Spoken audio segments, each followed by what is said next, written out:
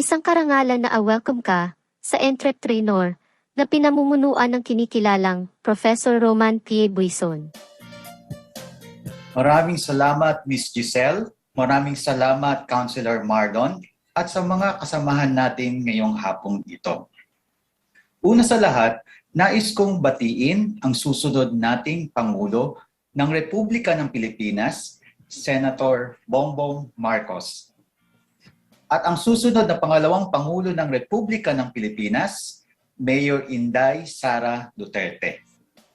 Sa ating mga senatoriables, Senator Win Gatchalian, Senator Jinggoy Estrada, Secretary Mark Villar, Secretary Harry Roque, former Secretary Gibo Chidoro, Congresswoman Lauren Legarda, former Mayor Herbert Bautista. Magandang hapon po sa inyong lahat. At sa lahat ng mga government officials, employees, at sa mga kababayan nating MSMEs na nakikinig ngayong hapon na ito. Ako po si Professor Roman P. Buison, also known as the Trainer. My advocacy is developing the business leaders of tomorrow. Ine-empower ko po ang mga estudyante, mga business professionals, at mga kababayan nating nangangarap na magnegosyo at MSME entrepreneurs. Ang COVID-19 pandemic na nagsimula noong 2020 ay nagpadapa ng mga businesses dito sa Pilipinas at sa buong mundo.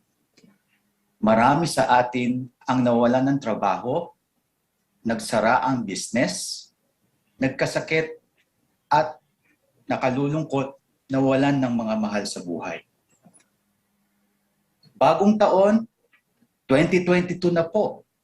May bagong pagkakataon na sama-samang babangon muli ang mga micro, small, and medium enterprises. Sa pangunguna po ng BBM Sara 2022 Uniteam. Sa hapon pong ito, ikinagagalak ko po na ating makakapiling virtually ang ating mga senatoriables at ang ating susunod na Pangulo at pangalawang Pangulo ng Republika ng Pilipinas. Sa mga kababayan nating MSMEs na nangangarap na makabangon, kahit nasa alert level pa rin tayo ngayon, ating pakinggan at suportahan ang mga advokasya at mga plano ng ating mga susunod na leader sa hapon pong ito. Maraming salamat po.